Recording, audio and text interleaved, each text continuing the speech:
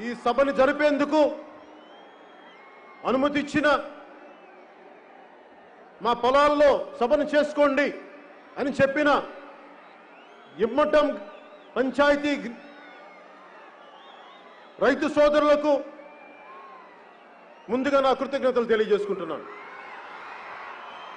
మీరు చూపించిన ఈ ప్రేమ, సభ పెట్టుకొని మీరు మాకు అండగా నిలబడ్డందుకు నేను మీకు ఈ రోజున ఒక మాట ఇస్తున్నాను.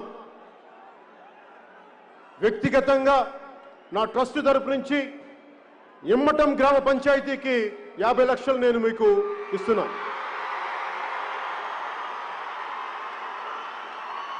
మా జనసేన నాయకుల ద్వారా మంగళగిరి మన పార్టీ ఆఫీస్లో ఒక ప్రోగ్రాంలో